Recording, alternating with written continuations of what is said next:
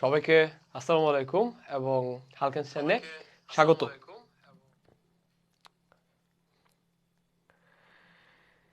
শামসুন নাহার ভাইয়া welcome, Ghalib welcome, Nafim Fahmid অন্তর, মোহাম্মদ আসির,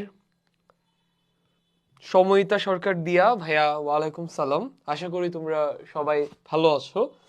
মোহাম্মদ আসির ওয়ালাইকুম সালাম ভাইয়া। তাহমিদ রিফাত, আনাজ ভাইয়া আসলে আমাদের বিজ্ঞানের যেই অনুসন্ধানী পাঠ প্রত্যেকটা অভিজ্ঞতার ক্লাসগুলো দিয়েছেন তোমরা যাতে ভালো মতো বুঝতে পারো।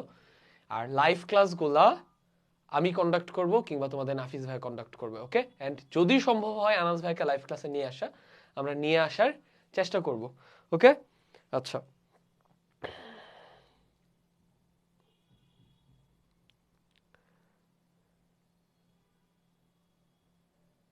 মোহাম্মদ আসির, তুমি কি বলেছো আমি বুঝি নাই, ক্লাস রেকর্ড করে নিজের পেজে দিবে। গালিব ব্রো, তাইফ হুসাইন ওয়ালাইকুম সালাম। নাবিল তোমার কোশ্চেনের অ্যান্সার দিয়েছি।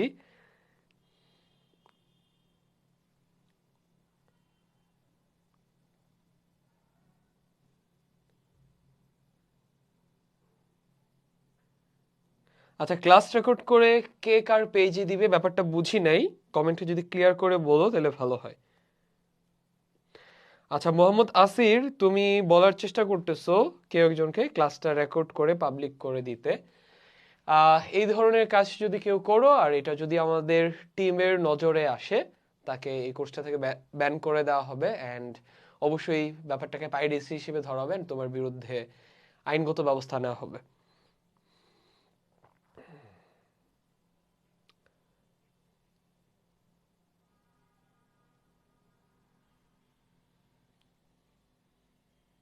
মোহাম্মদ নাবিল জানতে চেয়েছে ভাইয়া ভাবির কি অবস্থা। তোমার ভাবিকে আমি এখনো খুঁজে পাই নাই, যদি খুঁজে পাই আমি তোমার পক্ষ থেকে জেনে আসবো যে তার কি অবস্থা, তারপর এখানে এসে জানাবো না। ঠিক আছে, আচ্ছা।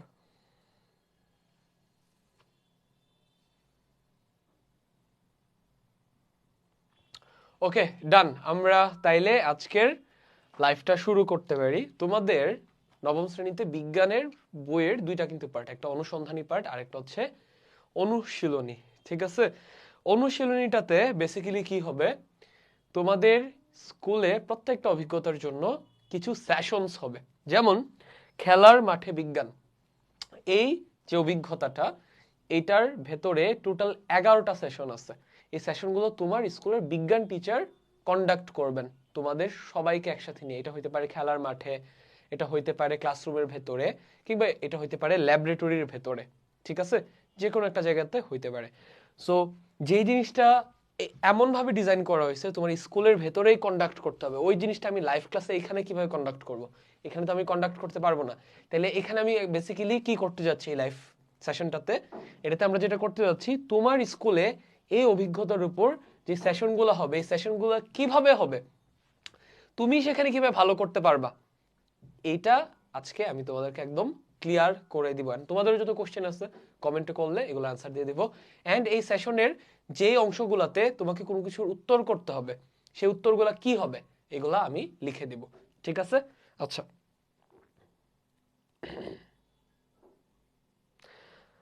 নাবাল মুরসালিন ভাইয়া ওয়ালাইকুম সালাম। ওম কাইরি ভাইয়া ওয়ালাইকুম সালাম। সময়িতা সরকার দিয়া ভাইয়া thanks for the explanation. Lupa ভাইয়া ক্লাসে ওয়েলকাম। কে একজন এক্সাম দেওয়ার কথা বলতেছে। আমরা আজকে তোমাদেরকে ছোটখাটো কুইজ দিব। ওই কুইজগুলোর অ্যান্সার, কুইজগুলোকে তুমি এক্সাম হিসেবে নিতে পারো এন্ড তুমি উত্তরটা কমেন্টে জানাইতে পারো। ঠিক আছে, তাহলে আমরা কি শুরু করব? কে আমাকে কমেন্টে জানাও তো আমরা শুরু করব কিনা। কমেন্টে জানাও, যদি বলো যে হ্যাঁ ভাইয়া শুরু করে দেন তাহলে আমি শুরু করে দিব।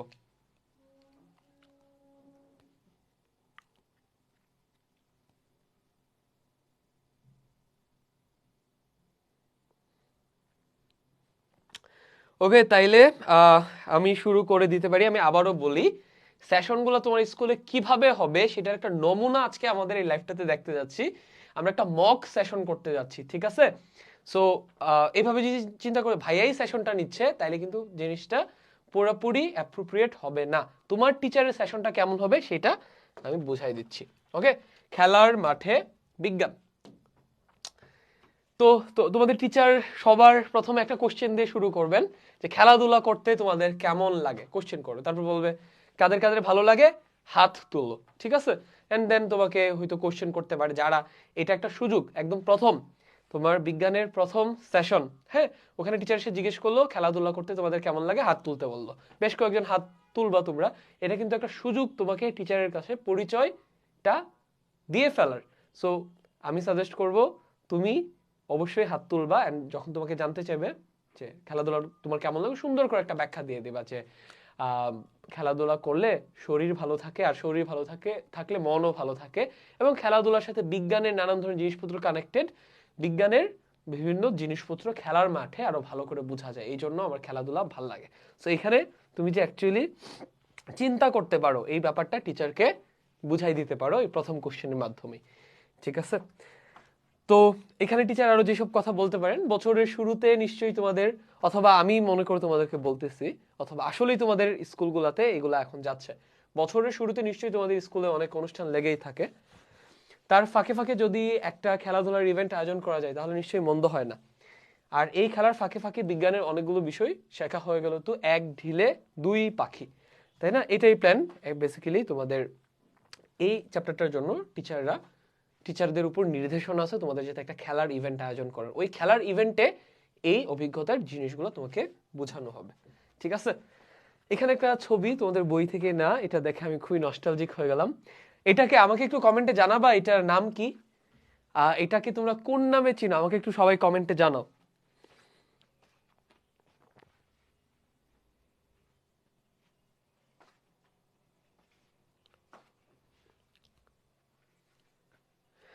সোহালি এফ রহমান জানিয়েছে ভাইয়া বটুল, মাহির মাহবুব জানিয়েছে গুলতি,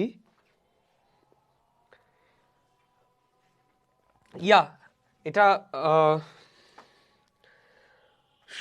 সোহেল এফ রহমান। হ্যাঁ, তুমি যে নামটা বলেছো এটা সম্ভবত তোমার এলাকাতে এই নামে বলে, আমি নতুন শুনলাম পটুল, বাট গুলতি নামটাই হচ্ছে আরেকজনের একটা নতুন নাম পাইলাম, তায়েফ হোসেন গোলাইল। ইয়া আমি হচ্ছে ছোটবেলায় যে এলাকাতে বড় হয়েছে ওখানে শুদ্ধ ভাষায় বলতো গুলতি,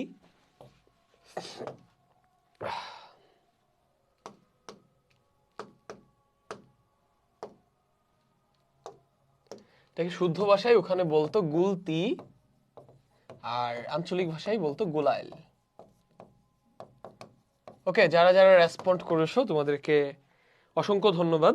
আচ্ছা, কেউ একজন আমাকে বলতেছে ভাইয়া বক বক বাদ দিয়ে দ্রুত শুরু করেন, এই চ্যাপ্টারটার আমি যেই জিনিসগুলো নিয়ে কথা বলতেছি এগুলো তোমার বইয়েরই কন্টেন্ট, তার মানে আমরা অলরেডি শুরু করে দিছি, ঠিক আছে?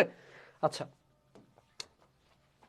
তাহলে টোটাল এই অভিজ্ঞতাটাতে 11টা সেশন থাকবে, এর মধ্যে এই অভিজ্ঞতার উপর 2টা লাইভ ক্লাস হবে, এই উইকে একটা, নেক্সট উইকে একটা।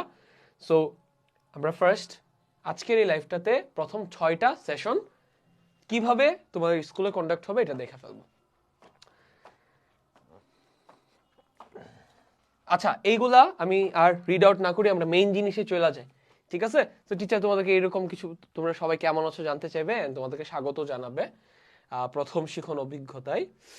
তো টিচার হয়তো খেলাধুলা নিয়ে এই ধরনের কিছু আলোচনা করবেন, যে খুব সিরিয়াস পড়াশোনার আগে একটু খেলাধুলা নিয়ে বরং আলাপ করা যাক। আমি এইগুলো ধরে ধরে আগাই, যখন এখানে সেশনটার সাথে রিলেটেড বিজ্ঞানের কোনো টপিক আসবে যেটা তোমাকে বুঝাই দেওয়া দরকার, আমি তখন বুঝাই দিব।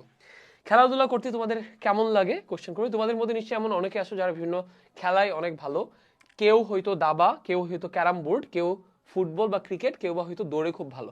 এটা টিচার বলার পর তোমাদেরকে বলবেন আচ্ছা কারা কারা ক্রিকেট পছন্দ করো হাত তুলো, তোমাদের কাছে জানতে চাইবেন, ওইটা তোমাদের আরো একটা সুযোগ হবে তোমার নিজেকে টিচারের সামনে রিপ্রেজেন্ট করার, ঠিক আছে? সো আমাকে কি একটু কমেন্টে তোমরা জানাবা কারা ক্রিকেট পছন্দ করো, মানে আমাকে একটু জানো যারা যারা ক্রিকেট পছন্দ করো তোমরা কমেন্টে লিখো ক্রিকেট, যারা ক্যারাম পছন্দ করো তোমরা কমেন্টে লিখো ক্যারাম, যারা ফুটবল পছন্দ করো তোমরা ফুটবল লিখো। আমি একটু দেখতে চাই এখানে কোন খেলার ফ্যান কেমন আছে। রোহান আহমেদ ভাইয়া, হ্যাঁ লাইভ শেষ হওয়ার পর রেকর্ড থাকবে। আমরা দেখি ফুটবল উইনার হয় এখানে নাকি ক্রিকেট উইনার হয় নাকি ক্যারাম উইনার হয়। আর টাইম হচ্ছে 10 সেকেন্ড, 10 সেকেন্ডের মধ্যে কমেন্টগুলো করতে হবে। আমরা 10 সেকেন্ড পর উইনার ঘোষণা করব। ভাইয়া কয়েকটা ম্যাথ দেন গালিব, আমরা সামনেই ম্যাথ করব, সামনে বেশ কয়েকটা ম্যাথ আছে।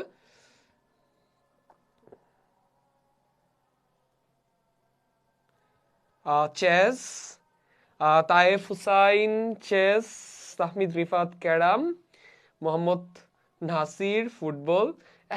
একজনে 3টা কমেন্ট করলে হবে না, সো এটা কাউন্ট হচ্ছে না। চেস, আমরা আমাদের 10 সেকেন্ড টাইম শেষ, আমরা একটু দেখি কোনটা কি আসলো। ফুটবল, আচ্ছা ক্রিকেট একবার আসছে, ফুটবল প্রায় 5+ টাইমস আসছে। ইয়া, ফুটবল উইনার। আমি যদি আমার নিজের কথাও বলি, আমার ক্রিকেটের চাইতে ফুটবল বেশি ভালো লাগে। ওকে, আচ্ছা তো তোমাদের যেসব খেলা খেলতে ভালো লাগে সেটা দিয়ে স্কুল একটা আয়োজন করলে কেমন হয় বলো তো। তবে সেজন্য এই আয়োজনের সমস্ত কাজটাই তোমাদেরকেই করতে হবে। সো তোমাদের উপর দায়িত্ব দিবে একটা স্পোর্টস ইভেন্ট করার। সো আগে থেকে স্পোর্টস ইভেন্ট কিভাবে করতে হয় গুগল সার্চ টার্চ করে কিংবা কোনো একটা ইভেন্ট কেমন অর্গানাইজ করতে হয় জেনে রাখো। আয়োজনের জন্য শুরুতেই ঠিক করে নাও কি কি ইভেন্ট তোমাদের এই খেলায় থাকবে। কিছু পরিচিত ইভেন্ট থাকতে পারে যেমন দৌড়, ভার নিক্ষেপ, ক্যারাম বোর্ড ইত্যাদি। এর বাইরেও তোমরা যদি কোনো ইভেন্ট রাখতে চাও সেটা নিজেরা কথা বলে ঠিক করে নাও। তাহলে তোমাদের উপর যেহেতু দায়িত্ব পড়বে ইভেন্টটা করার, আমি বলে দিচ্ছি তোমরা ওখানে কি কি রাখতে পারো। সহজ সহজ কিছু কাজ রাখতে পারো। একটা হচ্ছে ওই যে দড়ি লাফ, দড়ি লাফটা খুবই সহজ, দড়ি তোমরা নিজেরাই বানিয়ে নিতে পারবা, দড়ি লাফটা রাখতে পারো। ঠিক আছে, 2 নম্বরে তোমরা হাডুডু রাখতে পারো। ঠিক আছে, হাডুডু রাখতে পারো। 3 নম্বরে আরেকটা বলবো, ওই যে সামনে মাটি কেটে নরম করে ওখানে ঝাঁপ দেওয়ার একটা খেলা আছে না, লং জাম্প, লং জাম্প রাখতে পারো। এগুলোর জন্য তোমাদেরকে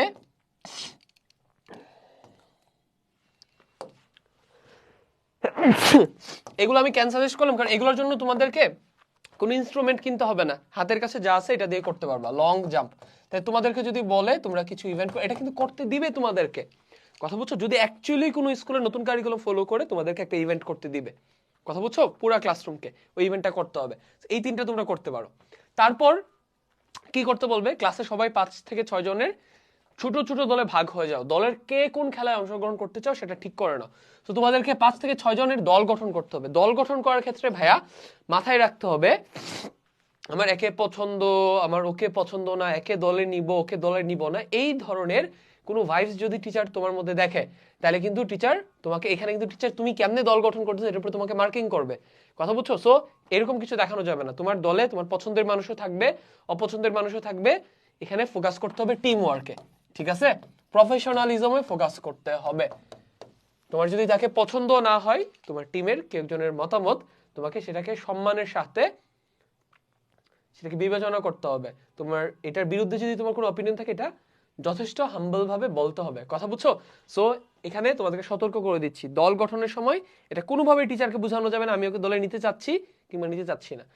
স্যার যাকে দেন তার সাথে আমি টিম ওয়ার্ক করতে পারবো, এন্ড সে যে ধরনের অপিনিয়নে দেখ আমি এটাকে ডিপ্লোমেটিক্যালি হ্যান্ডেল করতে পারবো। এই ধরনের একটা টিম ওয়ার্কের ক্যাপাবিলিটি তোমার মধ্যে আছে, এটা যদি দেখাতে পারো ভালো নাম্বার পাবো। তাইলে how to team work, how to team work লিখে তোমরা ইউটিউব থেকে কিছু ভিডিও দেখে নিবা, সো দ্যাট সামনে এই নতুন কারিকুলামে তোমাদের স্কুলে যতবারই টিম বিল্ড করতে দেয় টিমে যাতে তুমি টপ মোস্ট পারফর্ম করতে পারো। আমি এক্সপেক্ট করব আমাদের কোর্সে যারা এনরোল করেছো যে 30 জন দেখতেছো, তোমরা যেই স্কুলেরই হও না কেন, তোমরা যেই টিমেই থাকবা ওই টিমটা যাতে একদম বেস্ট পারফর্ম করে, ঠিক আছে। আচ্ছা, তারপর তোমাদেরকে কি করতে বলবে, ক্লাসে মোট কতগুলো দল হলো হিসাব করো এবং তোমাদের মধ্যে এক বা একাধিক দল মিলে এক একটি ইভেন্ট আয়োজন ও ব্যবস্থাপনার দায়িত্বে থাকবে, সেই অনুযায়ী কাজ ভাগ করো। তার মানে পুরা ক্লাসরুমের যে দলগুলো হবে এক একটা দলকে এক একটা ইভেন্ট করতে দিবে।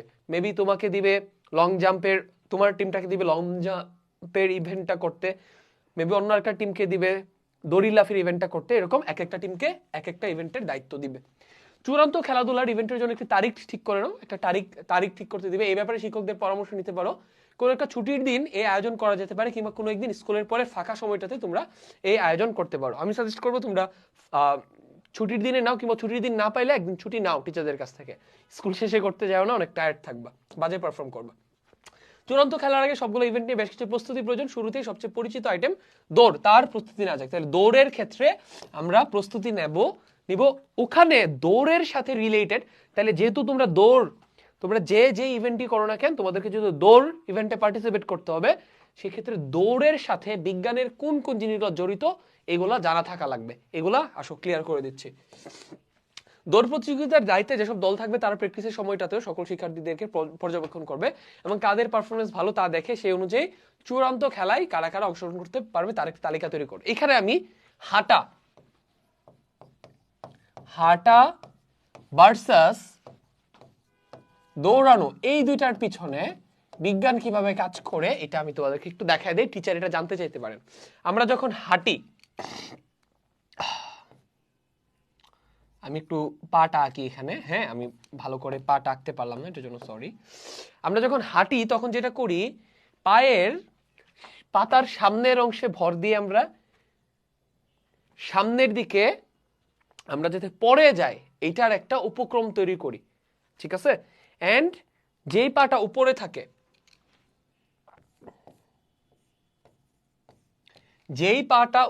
থাকে, এটা দিয়ে আমরা আমাদের পড়ে যাওয়াটাকে রোধ করি। এটাই হচ্ছে হাঁটার অ্যাকচুয়ালি বৈজ্ঞানিক প্রসেস। মানে হাঁটা মানে অ্যাকচুয়ালি আমরা নিজেরাই ফেলে দিতে চাই, এন্ড পড়ে যেতে নিলে অপর যে পাটা আছে ওইটা দিয়ে ব্যালেন্স করে নিজেদেরকে ওই পড়ে যাওয়া থেকে ঠেকাই। কথা বুঝছো? তার মানে এখানে কিন্তু ভাইয়া নিউটনের, তোমাদের বিজ্ঞানের যে প্রথম শুরুর দিকের যে অভিজ্ঞতাটা আছে নিউটনের সূত্র, ওখানে কিন্তু নিউটনের 3টা সূত্রের মধ্যে তোমরা নিউটনের তৃতীয়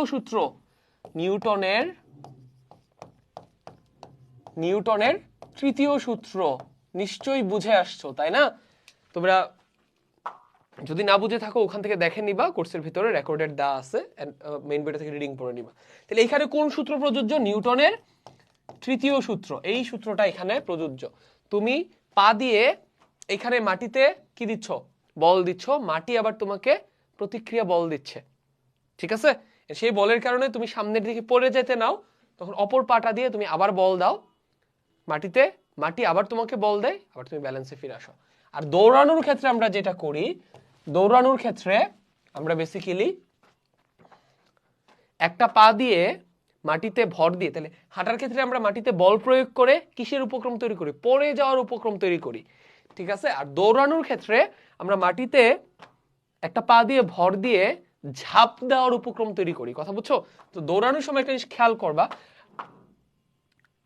হাঁটার সময় থ্রুআউট দ্য হোল টাইম তোমার কোনো না কোনো একটা পা মাটিতে লাগানো থাকবেই। কথা বুঝছো? একটা পা মাটিতে লাগানো থাকবেই। যখন তুমি একটা পা তুলতেছো আরেকটা পা মাটিতে থাকেই। বাট দৌড়ানোর সময় তুমি একটা জিনিস খেয়াল করবা, কোনো একটা মোমেন্টে তোমার দুইটা পাই কমপ্লিটলি মাটির উপরে থাকে। তার মানে কি ওই মোমেন্টটা কি? ঝাঁপ না? ঝাঁপ। তার মানে দৌড়ানো মানে অ্যাকচুয়ালি ছোট ছোট ঝাঁপ, ঠিক আছে, ছোট ছোট জাম্প। দৌড়ানো মানে কি? ছোট ছোট জাম্প। ওকে, সো এটার ক্ষেত্রে কোন সূত্র প্রযোজ্য? তাহলে জাম্পটা আমরা কিভাবে ক্রিয়েট করি? মাটিতে আমরা পা দিয়ে সজোরে বল প্রয়োগ করি, মাটি আবার আমাদের পায়ে সজোরে বল প্রয়োগ করার কারণে আমরা দুইটা পা উপরে উঠে যায়, জাম্প। এখানেও নিউটনের থার্ড ল অ্যাপ্লিকেবল। এটা তোমাদেরকে এইভাবে এক্সপ্লেইন করতে বলতেই পারে, ঠিক আছে। আচ্ছা, তাহলে আমরা তোমাদেরকে প্র্যাকটিস সেশন শুরু করতে পারবে। দৌড়ের প্র্যাকটিসে তোমাদের দল থেকে কে অংশগ্রহণ করেছে তার নামটা এখানে লিখে রাখো। সো তোমাদের এখানে কাগজপত্র নিয়ে যেতে হবে, ইনাফ কাগজপত্র, খাতা কলম নিয়ে যাও। আচ্ছা, সো প্র্যাকটিসটা হয়ে যাবে। প্র্যাকটিসটা হওয়ার পর এবার এটা রিলেটেড নানান ধরনের কোশ্চেন তোমার টিচার তোমাকে করবে। প্র্যাকটিস তো হলো, এবার একটু চিন্তা করে দেখো, দৌড়ের সময় কোনো দৌড়বিদ কি হঠাৎ করে থেমে যেতে পারে? এটার অ্যান্সারটা তোমরা আমাকে কমেন্টে বলো তো। দৌড়ানোর সময় কোনো দৌড়বিদ কি হঠাৎ থাইমা যেতে পারে কিনা, এটা একটু আমাকে কমেন্টে জানাও।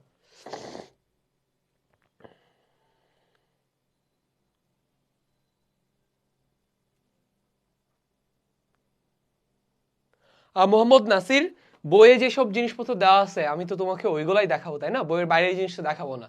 সো তুমি মানে কি বুঝাতে যাচ্ছ? এগুলো বইয়ে তো দেওয়া আছেই, তুমি কি বইয়ের বাইরের কিছু চাচ্ছ?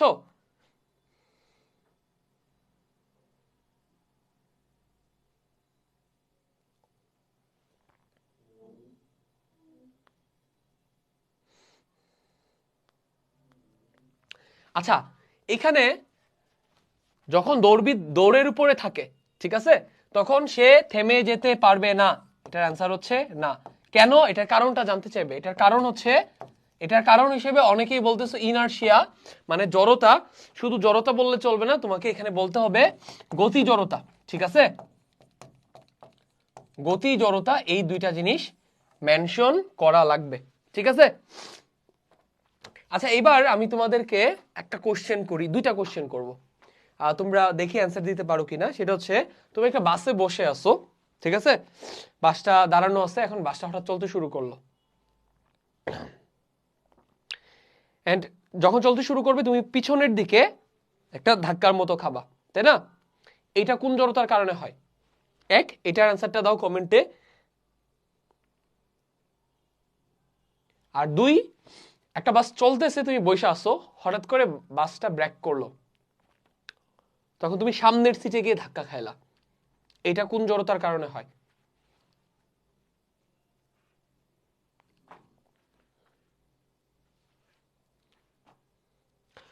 নাসির, তোমাকে অ্যাকচুয়ালি এতবার কমেন্ট করতে হবে না ভাইয়া, একবার কমেন্ট করলে আমি দেখতে পাবো। আচ্ছা, প্রথমটা অ্যান্সার হচ্ছে স্থিতি জড়তা, দ্বিতীয়টা হচ্ছে গতি জড়তা। এটা যারা মনে রাখতে পারো না তাদেরকে বলে দেই, প্রথমটা কেন স্থিতি জড়তা, কেমনে মনে রাখবা? গাড়িটা স্থির ছিল, স্থির থেকে গতিশীল হচ্ছিল, তাই স্থিতি জড়তা। আর দ্বিতীয় ক্ষেত্রে গাড়িটা চলতেছিল, গতিতে ছিল, ওখান থেকে থামানোর চেষ্টা করা হয়েছে, তার মানে এটা গতি জড়তা। ওকে, আচ্ছা, এই ব্যাপারটাই তুমি এখানে পড়লে বুঝতে পারবা যে এটাও টিচার তোমাকে জানতে চাইতে পারে, ঠিক আছে? এন্ড গাড়িতে কেন সিট বেল্ট বেঁধে রাখতে বলা হয়, এটারও এক্সপ্লেনেশন টিচার তোমাকে জানতে চাইতে পারে। এখন তুমি সুন্দর করে একটা এক্সপ্লেনেশন রেডি করে ফেলো। সো এক্সপ্লেনেশনটা কেমন হতে পারে? যে গাড়ি যখন স্থির থাকে, তখন স্থিতি জড়তার কারণে আমি পিছনের সিটে ধাক্কা খেতে পারি, হ্যাঁ। অথবা গাড়ি যখন গতিশীল থাকে, তখন গাড়িটা ব্রেক করা হলে গতি জড়তার কারণে আমি সামনের সিটে ধাক্কা খেয়ে আঘাত পেতে পারি। এই আঘাত থেকে বাঁচার জন্য সিট বেল্ট ব্যবহার করতে হয়, ঠিক আছে? আচ্ছা, সো এটা এই কারণটা আমি তোমাদেরকে জানতে চাইবে টিচার, আমি তোমাদেরকে ভালো মতো এক্সপ্লেন করে দিলাম, তুমি নোট করে রাখতে পারো, সো দ্যাট টিচার কোশ্চেন করে তুমি অ্যান্সার দিতে পারো। এই প্রশ্নটা খোঁজার আগে তোমাদেরকে ছোট্ট একটা পরীক্ষা করে টিচার দেখাবে, সেই পরীক্ষাটা আমি এখন তোমাদেরকে করে দেখাবো, ঠিক আছে? আচ্ছা,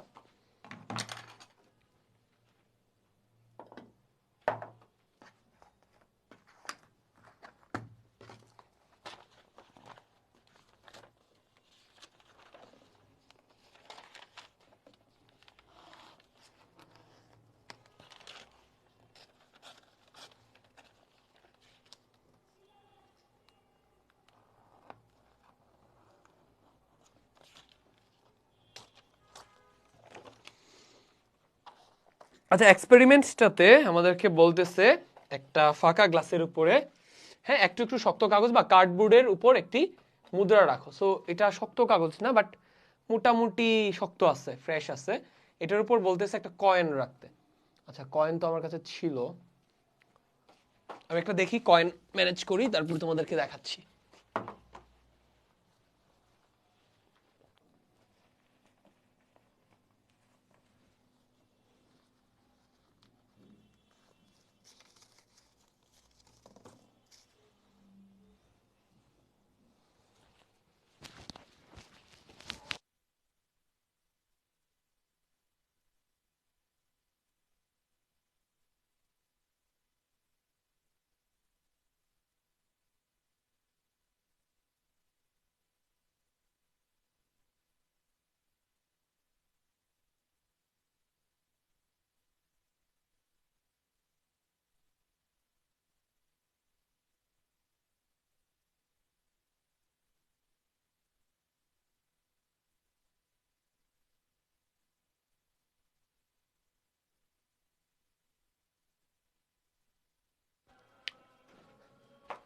ওকে, কয়েন ম্যানেজড। আচ্ছা, তোমরা কি বলতে পারবা এরকম গ্লাসের উপরে আমরা এরকম একটা কাগজ রেখে, এটার উপর একটা যদি কয়েন রেখে কাগজটাকে টান দিয়ে সরাই ফেলি, তাহলে কয়েনটা কি কাগজটার সাথে সাথে সরে আসবে, নাকি জাস্ট কাগজটা সরে আসবে, কয়েনটা ভেতরে পড়ে যাবে? কে বলতে পারবা? আচ্ছা তোমরা কমেন্ট করতে থাকো, আমি পরে চেক করব।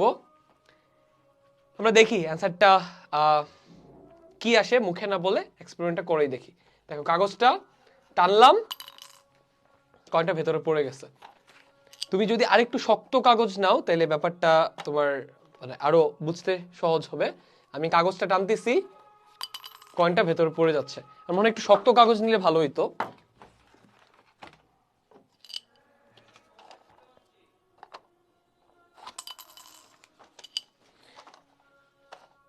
এটা যদি তুমি প্রপারলি না করতে পারো সেক্ষেত্রে দেখা যাবে যে কয়েন বাইরে পড়ে গেছে, তখন আবার এক্সপেরিমেন্টের দোষ দেওয়া যাবে না, তোমাকে প্রপারলি করা লাগবে। ঠিক আছে, অনেক জোরে টান দিতে হবে। আমি এখানে বেশ কয়েকবার প্র্যাকটিস করে নেই। এখন ঠিক আছে। সো আমি শুরুতে যেভাবে টান দিতেছিলাম এমনি টান দিলে হবে না, তোমাকে অনেক জোরে টান দিতে হবে। ঠিক আছে, ওকে এটা রাখলাম, এভাবে অনেক সজোরে টান দিতে হবে। ঠিক আছে, যত দ্রুত পারো। আস্তে যদি টান দাও তাহলে কিন্তু কয়েন কাগজের সাথে চলে আসতে পারে। অনেক বেশি জোরে টান দিতে হবে, গতিটা এখানে বেশি রাখতে হবে কাগজটার। সো রাখলাম, অনেক জোরে টান দিব। তাহলে ভাইয়া কাগজটার সাথে কয়েনটা কেন আসলো না?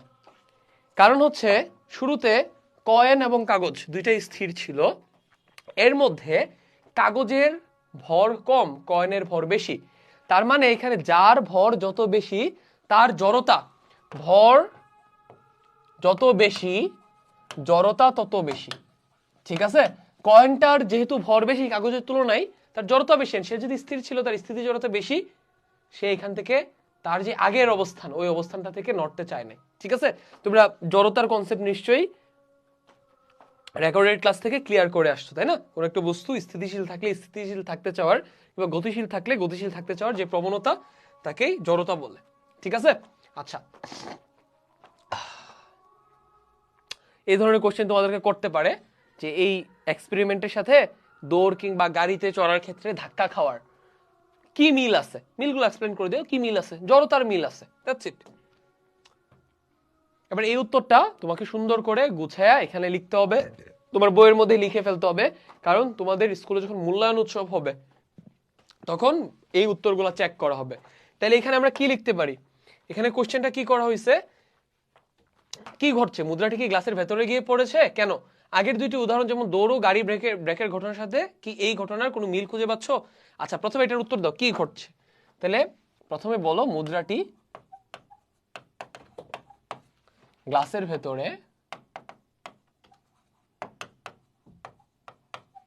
ভেতরে পড়ে যাচ্ছে। কারণ হিসেবে কি বলবা? কারণ হিসেবে বলবা কারণ মুদ্রাটির ভর বেশি। এগুলো যদি তোমার খাতায় লেখা না থাকে, তোমার বইয়ে লেখা না থাকে, মূল্যায়ন উৎসবে তোমাকে কিন্তু পিআইতে কিন্তু নাম্বার কম দিবে। ঠিক আছে, তাই এর স্থিতি জড়তা বেশি।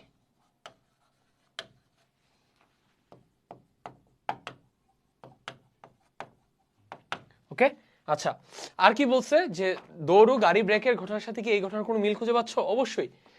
তারপর বাকি জায়গাটাতে তুমি বাকি কথাটা লিখে দিব যে দৌড় এবং গাড়ি ব্রেকের ঘটনার সাথে এই মুদ্রার গ্লাসের ভিতরে পড়ে যাওয়ার ঘটনার মিল হচ্ছে স্থিতি জড়তা। ঠিক আছে, কিংবা বা জড়তা, দ্যাটস ইট। আচ্ছা আমরা নেক্সটে যাই। তোমাদের টিচার তারপর তোমাকে বলতে পারে যে আশেপাশের কারা কি লিখছে ওইটা একটু চেক করো। ঠিক আছে, এবারে তোমাদেরকে ছোট্ট একটা কাজ করতে বলবে।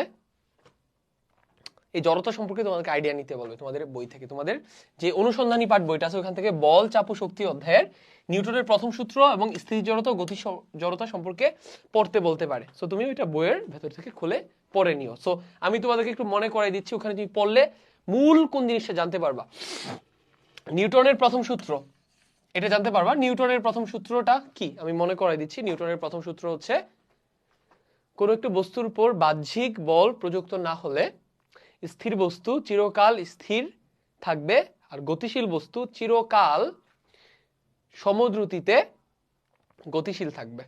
ঠিক আছে, আচ্ছা, এটা কিন্তু নিউটনের প্রথম সূত্র।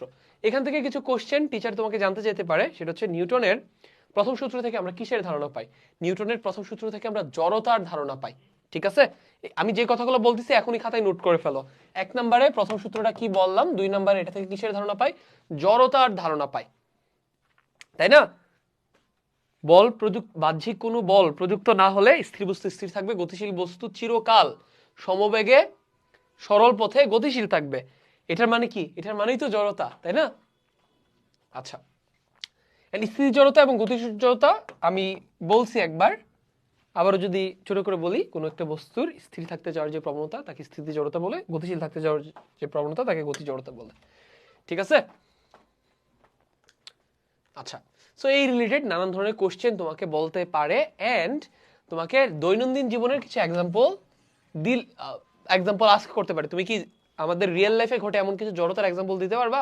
তো ওই তুমি বাসের ঘটনাটা দিতে পারো, সিটে বসে থাকার ব্যাপারটা, দৌড়ের ব্যাপারটা দিতে পারো, এগুলা, কিংবা কয়েনের এই এক্সাম্পলগুলো দিতেই পারো। ঠিক আছে, এবার নিজে চিন্তা করে,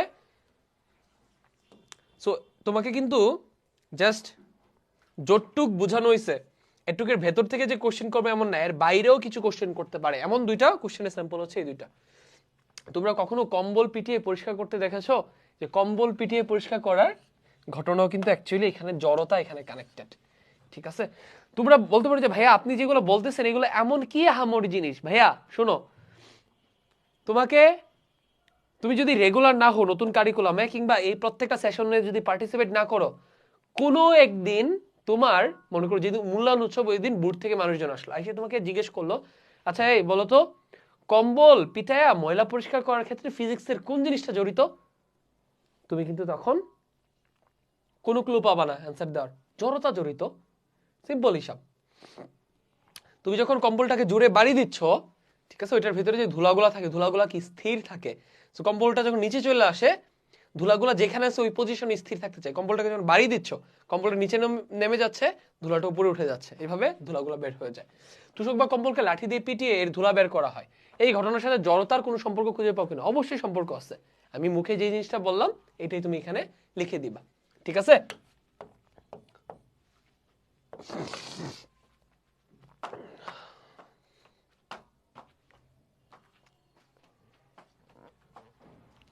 মাঝে মাঝে এমন কিছু সিচুয়েশন আসবে যেখানে তোমাকে কোনো টিচার অ্যান্সার বলে দিবে না, তোমাকে নিজে থেকে অ্যান্সার বের করতে হবে, তখন তুমি গুগলের হেল্প নিতে পারো।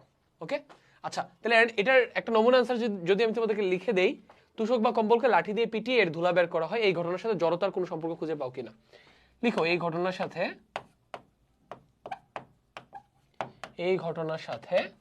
স্থিতি জড়তার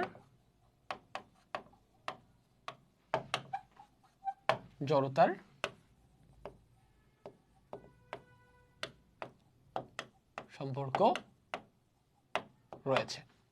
কিভাবে? নিচে এক্সপ্লেনেশন দিয়ে দাও। কম্বলের ভেতরে ধূলি কণাগুলো স্থির থাকে। আমরা যখন কম্বলকে লাঠি দিয়ে কিংবা তুষককে লাঠি দিয়ে পিটাই, তখন ধুলাগুলা স্থিরই থাকে, স্থির থাকতে চায়, যেখানে আছে ওইখানে থাকতে চায়। বাট কম্বলটা গতিশীল হয়। কম্বলটা তুমি যখন অনেক জোরে জোরে ইয়ে করতেছো, তখন কম্বলটা কিন্তু যে পজিশন আছে ওই পজিশন থেকে নড়তেছে। কথা বুঝছো? কম্বলটা নড়ে যাচ্ছে, বাট ধুলার কণাগুলো কিন্তু নড়তেছে না। আলটিমেটলি ধুলার কণাগুলো এখান থেকে বের হয়ে যায়। ঠিক আছে, আচ্ছা, জিনিসটা অনেকটা এটার মতো, এই এক্সপেরিমেন্টটার মতো। এটা যদি ধূলিকণা হয় আর এটা যদি কম্বল হয়, অ্যাকচুয়ালি কম্বলটাকে বাড়ি দেওয়া মানে কি? কম্বলটা যে পজিশনে আছে ওখান থেকে খুব দ্রুত সরাই ফেলা। কম্বলটা সরে গেল, বাট ধুলা যেখানে ছিল ওইখানে পড়ে রইল। ব্যাপারটা এরকমই। ঠিক আছে,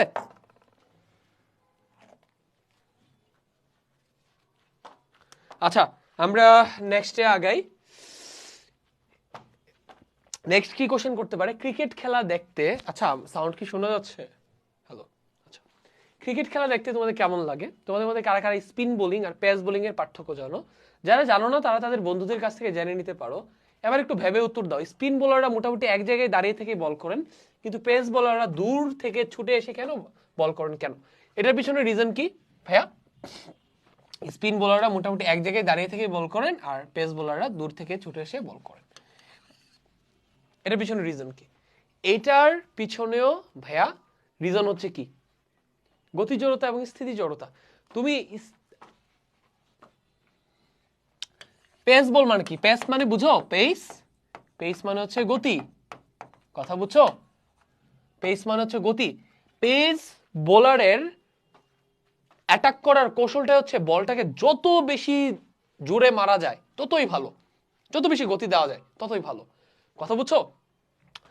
এই জন্য সে যখন অনেক জোরে একটু দূর থেকে এখান থেকে এখানে যখন দৌড়ে আসে, তখন তার দৌড়ের সাথে সাথে বলটাতে একটা গতির সঞ্চার হয় না। বলটাকে যখন সে হাত থেকে ছেড়ে দেয়, তখন এক, সে নিজের হাত দিয়ে একটা গতি দেয়, দুই, তা সে যে দৌড়ায় একটা গতি অর্জন করলো, ওই গতিটাও বলের ভেতরে থাকে। মনে করো হাত দিয়ে গতি দিল 50 কিলোমিটার পার আওয়ার, ঠিক আছে, তো সে 50 কিলোমিটার পার আওয়ার, ইউনিভার্সিটিতে হবে না, সে যদি দাঁড়াই থেকে বলটা করতো জাস্ট 50 কিলোমিটার পার আওয়ার গতি বলটা পাইতো। বাট সে যদি দৌড়ে আসে, সে মনে করো 30 কিলোমিটার পার আওয়ার বেগে দৌড়ে আসছে, আলটিমেটলি বলটার গতি কত হবে, হাত থেকে যত গতি দিচ্ছে এটা প্লাস দৌড়ের কারণে বলটাতে যে গতির সঞ্চার হয়েছে এটা। তার মানে কেউ যদি একটা বলের গতিকে ম্যাক্সিমাইজ করতে চায়, তাকে হাতের গতি, হাতটাকেও জোরে মারতে হবে, প্লাস তাকে অনেক, যে যত বেশি জোরে দৌড়ে আসতে পারবে তত জোরে বলটাকে সে ছুঁড়ে মারতে পারবে, পেসটা তত বেশি হবে, এন্ড যে ব্যাটসম্যান সে তত বেশি ভয় পাবে, কথা বুঝছো, তার তত সমস্যা হবে বলটাকে হ্যান্ডেল করতে, ঠিক আছে। তাহলে এখানেও কি, এইখানেও কিন্তু এই যে সে যে দৌড়ায় আসতেছে, দৌড়ায় আসার মাধ্যমে সে বলটাতে গতি জড়তার সঞ্চয় করতেছে, ঠিক আছে, যাতে বলটা যে গতিটা লাভ করে ওই গতিটাই যাতে ধরে রাখতে পারে। আর স্পিন বোলার, স্পিন বোলাররা কেন মোটামুটি এক জায়গায় দাঁড়িয়ে থেকে বল করে, কারণ স্পিন বোলিং এর ক্ষেত্রে টেকনিকটা হচ্ছে গতি না, স্পিন বোলিং এর ক্ষেত্রে বলটাকে যত স্লো করা যায়, কথা বুঝছো, স্পিন ফাস্টও করা যায়, বাট এখানে টার্গেট থাকে বলটাকে কত বেশি, স্পিন মানে জানো, স্পিন মানে হচ্ছে ঘূর্ণন, কথা বুঝছো, বলটা স্লোলি যাবে বাট বলটা ঘুরবে, প্রচুর ঘুরবে, বলটা প্রচুর ঘুরবে, কথা বুঝছো, এই ঘূর্ণনটা খুবই শক্তিশালী হবে, সো দ্যাট বলটা যখন ঘুরতে ঘুরতে যখন মাটিতে পড়বে, মনে করো একটা সোজা বল ঘুরতেছে না, বলটা এখানে পড়লো, পড়ে ড্রপ খেয়ে বলটা আবার এখানেই পড়বে, ব্যাটসম্যান ইজিলি বুঝা যাবে আচ্ছা বলটা এখানে পড়ছে, এখানে বাড়ি দিলেই বলটাতে আমি হিট করতে পারবো। বাট যে বলটা অনেক জোরে ঘুরতেছে, কথা বলছি স্পিন হচ্ছে, এটা যদি ঘূর্ণনরত অবস্থায় থাকে, তাহলে যেটা হবে, এটা এখানে ড্রপ খেয়ে তোমার কাছে মনে হবে এটা এখানে পড়বে, এখানে আসবে না, বলটা দেখা, বলটা কোন দিকে যাবে এটা অ্যাকচুয়ালি ব্যাটসম্যান বুঝতে পারবে না, বলটার স্পিনটা বলার কোন দিকে দিছে ওইটার উপর ডিপেন্ড করবে বলটা কোন দিকে যাচ্ছে, এটা এদিকেও যেতে পারে, এটা এদিকেও যেতে পারে, এটা আবার পিছন দিকে ব্যাকও আসতে পারে ড্রপ খেয়ে, it can be anything, depends on কি বোলার এটার স্পিনটা কোন দিকে দিচ্ছে। এই জন্য কিন্তু যারা স্পিন বোলার হয় ওরা কিন্তু এক এক সময় এক এক স্পিনে বলটা দেয়, কথা বুঝছো, হ্যাঁ, যেহেতু এখানে মেইন জিনিস স্পিনটাই, যে এখানে যেহেতু গতি জড়তার দরকার নাই, এটাতে যেহেতু গতির সঞ্চার করার দরকার নেই, এই জন্য দৌড়ানোর দরকার পড়ে না। এই যা বললাম এগুলো এখানে সামারাইজ করে লেখা দাও, ঠিক আছে। তো তার মানে ভাইয়া বুঝতেছো, একটা জিনিস বুঝো, হয়তো যারা ক্রিকেটার ওরা হয়তো গতি জড়তা স্থিতি জড়তার ব্যাপারগুলো বুঝে না, ফিজিক্স বুঝে না, বাট ওদেরকে কিন্তু কোচরা এই বেসিক জিনিসগুলো বুঝায় ওদেরকে, যে এখানে এই কাহিনী আছে। তো যারা, যদি কেউ কোন ক্রিকেটে ফিজিক্স হালকাও বুঝে, সে কিন্তু আরো ভালো করতে পারবে ক্রিকেটে। ফিজিক্স যারা ভালো বুঝে ওরা লাইফের যে কোনো সিচুয়েশনে ভালো করতে পারবে, ঠিক আছে। যেমন তোমরা অ্যালন মাস্ককে চেনো কিনা জানি না, অ্যালন মাস্ক হচ্ছে বর্তমানে পৃথিবীর সবচেয়ে ধনী ব্যক্তি, সে হচ্ছে স্পেস এক্স এর ফাউন্ডার, সে কিন্তু ফিজিক্স থেকে গ্রাজুয়েট করা একজন মানুষ, বাট সে কি বানায়, ইলেকট্রিক্যাল ভেহিকেল বানায়, রকেট বানায়, তাই না, ইঞ্জিনিয়ারিং এর কাজ করে। আচ্ছা আমরা নেক্সট যাই, তাহলে এই ধরনের কোশ্চেনের অ্যান্সারে কি দিবা, আশা করি তোমরা ফিগার আউট করে ফেলছো, ঠিক আছে, 7:47 বাজে। আচ্ছা আমরা পরের সেশনে, তৃতীয় ও চতুর্থ সেশনে চলে যাই, আমি দেখি তোমরা কি কোশ্চেন করলা। ক্লাস আমরা 1 ঘন্টার মধ্যে শেষ করার চেষ্টা করবো, অ্যাট ম্যাক্স 1.5 ঘন্টা যাইতে পারে, ঠিক আছে। ম্যাথ ক্লাস আমি নিব, হ্যাঁ ম্যাথ ক্লাস আমি নিব।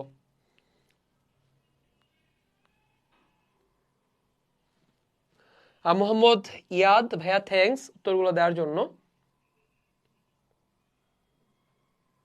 আর সাজিদ আল মামুন বলেছে যে অ্যালন মাস্ক হচ্ছে টেসলার সিইও। ইয়া ভাইয়া। মাহির মাহবুব ভাইয়া, ক্লাস হচ্ছে আমাদের, যদি এখানে যেহেতু 6টা সেশন, 1.5 ঘন্টা আমরা এক্সপেক্ট করতে পারি, তাই না? এখন 48 বাজে, আমরা তো একটু পরেই শুরু করলাম, তাই না? 7টা 10-এ শুরু করছি, সো আমরা 8টা 10 পর্যন্ত টানতেই পারি, তাই না? 8টা 10 পর্যন্ত টানবো আমরা। আমরা কিন্তু 7টা 10-এ, যদিও লাইভটা শুরু হয়েছে কাটাকাটা 7টায়, বাট 8টা 10-এ কিন্তু আমরা পড়াটা শুরু করছি। তোমাদের খেলার প্রস্তুতি কেমন চলছে? দৌড়ের পাশাপাশি অন্য সব যেসব এইসব হাবিজাবি কোশ্চেন তোমাদেরকে করবে। আজকে চলো ভার, এবার খেলার ক্ষেত্রে ভার নিক্ষেপ, ভার নিক্ষেপ নামে একটা খেলা থাকবে, ঠিক আছে? তাহলে শুরুতে আমরা দৌড়কে কতভাবে অ্যানালাইজ করা যায় আমরা দেখলাম, জড়তা এবং জড়তার কনসেপ্ট দিয়ে। তারপর আমরা হচ্ছে বোলিং এর ক্ষেত্রে জড়তা কেন জড়িত দেখলাম। এবার ভার নিক্ষেপের ক্ষেত্রে কেন ফিজিক্স কানেক্টেড, কিভাবে আমরা দেখবো, এগুলো এক্সপ্লেন করতে বলবে আমাদেরকে। তোমাদের বিভিন্ন দল থেকে কে কে ভার নিক্ষেপের খেলায় অংশগ্রহণ করতে চাও এই বিষয়ে নিশ্চয়ই সিদ্ধান্ত নেওয়া হয়েছে, তাহলে চলো প্রস্তুত হওয়া যাক। ওকে, প্র্যাকটিস সেশন তো হলো, এখন এই খেলাটা একটু আলোচনা করি। চলো, তোমরা যেই ভার বা বস্তু নিয়ে এই খেলার প্র্যাকটিস করেছো তার ভর কেমন ছিল? অবশ্যই অনেক বেশি। বলটা তোমরা যারা স্কুলে স্পোর্টসে পার্টিসিপেট করছো, যেমন আমার স্কুল ছিল Ispahani public school college, Comilla cantonment, আমাদের স্পোর্টস হইতো পুরো মেগা স্পোর্টস ইভেন্ট, বিশাল বড় একটা মাঠ, চারপাশে এটাকে ডেকোরেশন করা হইতো, ওইখানে আমাদের স্পোর্টস ইভেন্ট হইতো। মোটামুটি ন্যাশনাল লেভেলে স্পোর্টস ইভেন্টে যে ধরনের প্রিপারেশন নেওয়া হইতো ওইরকম প্রিপারেশন আমাদের স্কুলে হইতো, কথা বলছো। অ্যান্ড ওখানে এরকম ছোট ছোট ভার নিক্ষেপের জিনিসপত্র ছিল। সো ওইটা সাইজটা এত বড় ছিল, ছোট ছিল দেখে মনে হয় পাতলা একটা বল, বাট হাত দিয়ে নিতে গেলে বোঝা যায় যে এক হাতে টেনে তোলা যায় না, বুঝছো? অনেক কষ্ট লাগে। আচ্ছা, সো এটা ভার অবশ্যই বেশি ছিল, অনেক বেশি ছিল। আর ভার যেহেতু বেশি, জড়তাও বেশি, কারণ জড়তার পরিমাপ করি আমরা কি দিয়ে? ভার দিয়ে। ভার বলতে এখানে ভর বোঝাচ্ছি আর কি, ভর কিংবা ম্যাস। কোন দলের অংশগ্রহণকারী কতদূর পর্যন্ত ভার নিক্ষেপ করতে পেরেছো? এই ভর যদি ভিন্ন হয়, অর্থাৎ এই ভর যদি কম বেশি, তাহলে কি একই দূরত্ব, এই দূরত্বটা কম বেশি হবে? হলে কেন? এর উত্তর খোঁজার আগে বিভিন্ন ভরের কিছু বস্তু একইভাবে ছুড়ে দিয়ে দেখো, বিভিন্ন ভরের বস্তু একই রকম জোরে ছুড়ে মারলে সেগুলো কি একই দূরত্বে গিয়ে পড়ে? কেন নয়? তোমাদের উত্তর নিচের ফাঁকা জায়গায় লিখে রাখো।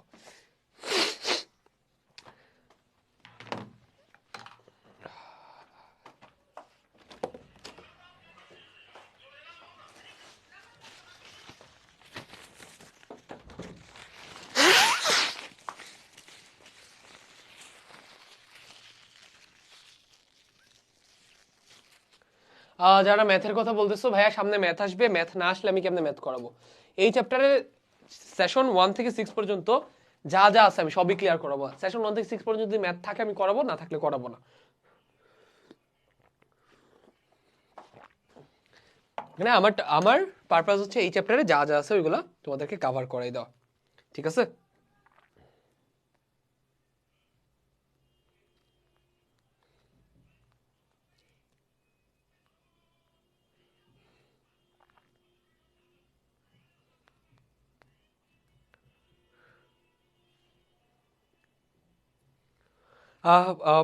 পূজান চাই, হ্যাঁ ভাইয়া ক্লাসগুলো পরে করানো যাবে।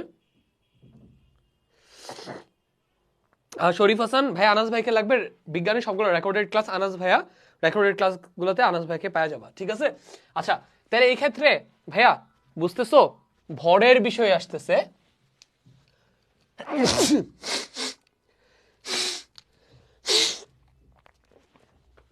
সরি, এখানে ভরের বিষয়টা আসতেছে আর সাথে আসতেছে ব্যাগের বিষয়টা।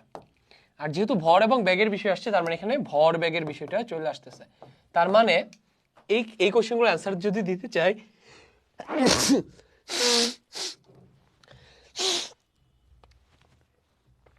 সরি, আচ্ছা, এখানে আমাদেরকে ভর ব্যাগ জিনিসটা কি বোঝা লাগবে। কোন একটা বস্তুর ভর এবং ব্যাগকে একসাথে গুণ করলে আমরা যে জিনিসটা পাই এটা হচ্ছে ভর ব্যাগ। তোমাদের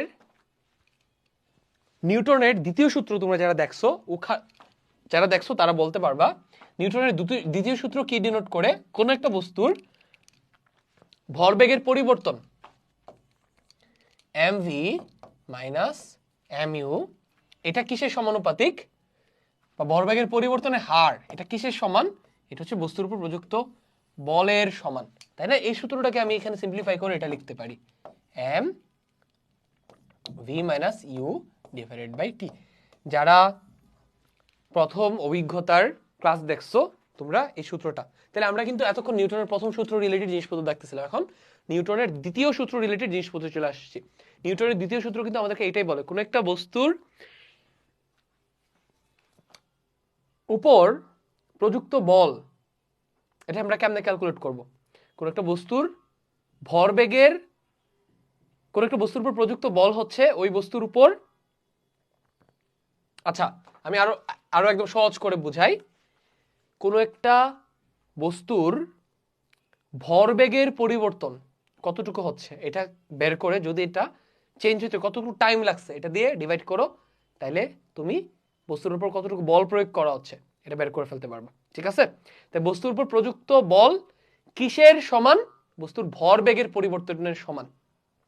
এই ব্যাপারটাকেই, এটাকেই বলা হচ্ছে নিউটনের দ্বিতীয় সূত্র। ঠিক আছে, কোনো বস্তুর উপর প্রযুক্ত বল বস্তুর ভরবেগের পরিবর্তনের হারের সমান, এটাই কি নিউটনের দ্বিতীয় সূত্র। ঠিক আছে, ওখানে সমানুপাতিক একটা ব্যাপার বলা আছে, এভাবে বলা আছে, কোনো একটা বস্তুর উপর প্রযুক্ত বল বস্তুর ভরবেগের পরিবর্তনের হারের সমানুপাতিক।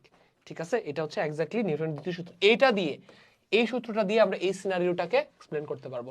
এখানে বলতেছে বিভিন্ন ভরের বস্তুকে নিক্ষেপ করে বলো কোনটার ব্যাগ বেশি হবে, কোনটার কম হবে। ঠিক আছে, কোনটা বেশি দূরে যাবে, কোনটা একটু কাছাকাছি পড়বে। তাহলে এখানে আমরা যে গুলা ছুড়বো এগুলোর ক্ষেত্রে সবগুলোর আদিবেগ কিন্তু 0। আচ্ছা, এই জায়গাটা একটু কনফিউজিং, সেটা হচ্ছে আমরা যখন গোলাটাকে ছুটতেছি ইনিশিয়ালি গোলাটা কিন্তু এটাকে কিন্তু একটা ভেলোসিটি দিয়ে ছুটতেছি। ঠিক আছে, আর গোলাটা যখন পড়তেছে তখন কিন্তু গোলাটা অ্যাকচুয়ালি থেমে যাচ্ছে, তাই না? ভি এবং ইউ এর এই ব্যাপারটা যদি তোমাদেরকে বলি, ইনিশিয়ালি একটা ভেলোসিটি থাকবে, মনে করো 50 মিটার পার সেকেন্ড কিংবা 60 মিটার পার সেকেন্ড, আর ফাইনাল ভেলোসিটিটা কিন্তু 0 হয়ে যাবে। ঠিক আছে, আচ্ছা, বাট আমরা এখানে বেসিক্যালি দেখতে যাচ্ছি ভরের সাথে সম্পর্কটা কি। ওকে, আচ্ছা, যদি দেখো তো এই এফ, যদি আমরা সবাই মনে করো আমরা 3টা বল ছুঁড়ে মারতেছি, m1 ভরের, m2 ভরের, m3 ভরের, এটা মনে করো 1 কেজি, এটা মনে করো 2 কেজি, এটা মনে করো 3 কেজি। ঠিক আছে, 3টা বলকে আমি শুরুতে ইনিশিয়াল ভেলোসিটি সেম রেখে মারলাম, 10 মিটার পার সেকেন্ড করে মারলাম। ঠিক আছে, তাহলে এই জায়গাটা কি, আর ফাইনাল ভেলোসিটি 0, তারপরে এই জায়গাটা কি ফিক্সড হয়ে গেল না? f is equal two m v, ভিটা হচ্ছে 0 আর ইনিশিয়াল ভেলোসিটি 10 দিচ্ছি, তাহলে 10 m, আর নিচে হচ্ছে কতক্ষণ যাবত বলটা প্রয়োগ করতেছি। সো বলটা মনে কর প্রয়োগ করতেছি কতক্ষণ ফিক্সড, তুমি প্রথমবারেও 2 সেকেন্ড, দ্বিতীয়বারে 2 সেকেন্ড, তৃতীয়বার 2 সেকেন্ড, এটা একদম ফিক্সড, এটাও ফিক্সড। তাহলে ভাই দেখো তো এখানে বল কতটুকু কার্যকর হবে, এটা টোটালটা কিসের উপর ডিপেন্ড করতেছে? ভরের উপর, তাই না? তার মানে যেটার ভর কম হবে ওইটার উপর বল কম প্রযুক্ত করতে হবে, যেটার ভর বেশি হবে তুলনামূলকভাবে ওইটাতে কি, ওইটাতে বল কম প্রয়োগ করতে হবে। এখন কোনটা বেশি দূরে যাবে, কোনটা কাছে থাকবে? খুব স্বাভাবিক, তুমি যদি 3বারে সমান, মানে প্রথমবারেও 10 নিউটন দিলা, দ্বিতীয়বারেও 10 নিউটন দিলা, তৃতীয়বারেও তুমি 10 নিউটন দিলা, তাহলে একটা জিনিস দেখো ভাইয়া, এটাতে 10 নিউটন, এটাতে 10 নিউটন, এটাতে 10 নিউটন, এটার ভর মাত্র 1 কেজি, এটার ভর 2 কেজি। তোমরা এই সূত্রটার আরো একটা ফাইনাল রূপ আছে, ওইটা তোমাদের জানার কথা, সেটা হচ্ছে f is equal two m a। ঠিক আছে, সো এই f যদি তুমি ফিক্সড করে দাও, 10 নিউটন করে দাও, তুমি দেখো তো ভাইয়া যেটার ভর কম, আমরা যদি অ্যাক্সেলারেশনটা মাপি, f is equal to a is equal to f by m, তার মানে m যত বেশি হবে অ্যাক্সেলারেশন তত কম হবে, m যত কম হবে অ্যাক্সেলারেশন তত বেশি হবে। তার মানে এখানকার যেই গোলাটার ভর কম তার অ্যাক্সেলারেশন অনেক বেশি হবে এই সূত্র অনুযায়ী। ঠিক আছে, সে বেশি দূরে যাবে। যার ভর বেশি, ভর যদি বেশি হয়, এটা যেহেতু হরে যাচ্ছে ভাগ করলে কমে যাবে অ্যাক্সেলারেশন, তার মানে যার ভর বেশি সে কম যাবে। ঠিক আছে, তোমরা বলতে পারো যে ভাই এগুলো তো কমন সেন্স, যেটার ভর বেশি এটা অল্প যাবে, যেটার ভর কম এটা বেশি যাবে। এটা কমন সেন্স, এত এক্সপ্লেনেশনের কি আছে? কমন সেন্স দিয়ে তোমার তো টিচার কমন সেন্স জানতে চাইবে না, তোমার টিচার জানতে চাইবে এটার পিছনের ফিজিক্সের ইকুয়েশনস গুলো কেমন কাজ করতেছে, এটা তুমি জানো কিনা, এটা তোমাকে দেখাইতে হবে। তাহলে আমরা বেসিক্যালি এই ইকুয়েশনটা দেখাবো আর এই ইকুয়েশনটা দেখাবো। তোমরা যদি আরো সিম্পলিফাইড রাখতে চাও জাস্ট এই লাইনটা দেখাইলেও চলবে, যে যেই বস্তু গোলাটার ত্বরণ বেশি হবে এটা বেশি যাবে, কম হবে এটা কম যাবে। তো ত্বরণ is equal to A is equal to F by M. এখান থেকে তুমি পুরো ব্যাপারটা এক্সপ্লেন করে দিতে পারো, ঠিক আছে?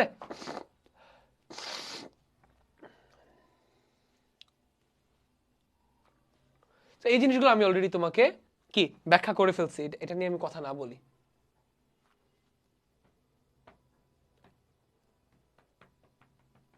আর ভরবেগ যদি আরো ভালো করে বুঝতে চাও ওই যে ওই ক্লাসটা থেকে বুঝা নিবা, ঠিক আছে? আচ্ছা, আমরা ভরবেগ রিলেটেড কোনো ম্যাথ আছে কিনা আমরা একটু দেখি। তোমার ব্যাখ্যা নিজের ফাঁকা জায়গায় লিখে রাখো। কি ব্যাখ্যা লিখতে বলছে? ভর এবং বেগের গুণফল দিয়েই যে সবসময় হিসাব করা সম্ভব নয়, তা কি বুঝতে পেরেছো? আচ্ছা, এইখানে একটা জিনিস বোঝানোর চেষ্টা করতেছে, সেটা হচ্ছে ভাইয়া কোন একটা বস্তুর ভরবেগের পরিবর্তন mv মাইনাস mu, কোন একটা বস্তুর হচ্ছে মনে করো এই পরিবর্তনটা 10 মিটার পার সেকেন্ড। অন্য কোনো একটা বস্তুর ক্ষেত্রে এই mv মাইনাস muটা মনে করো 20 মিটার পার সেকেন্ড। এখন যদি তোমাকে এখান থেকে কোশ্চেন করি যে ভাইয়া বলো তো এই প্রথম বস্তুটা ভরবেগের পরিবর্তন 10 মিটার পার সেকেন্ড, এটা 20 মিটার পার সেকেন্ড, কোথায় বল বেশি প্রয়োগ করা হয়েছে? তোমরা ধাপ করে বলবা যে ভাইয়া ভাইয়া এখানে বেশি বল প্রয়োগ করা হয়েছে, এখানে কম প্রয়োগ করা হয়েছে। না, বল কতটুকু প্রয়োগ করেছে এটা যদি বুঝতে চাও শুধু ভরবেগের পরিবর্তন ইনাফ না, সাথে সময়টাকে কনসিডারেশনে নিতে হবে। মনে করো এখানে এখানে টাইম লাগছে হচ্ছে, আমি টাইমটা লিখি,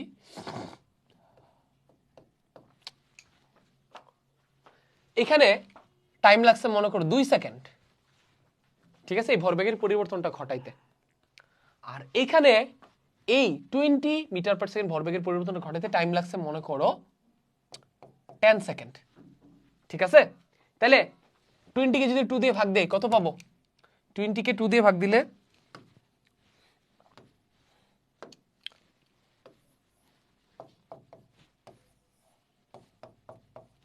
আচ্ছা 20 কে 2 দিয়ে 10 কে 2 দিয়ে ভাগ দিলে পাবো 5, তাই না?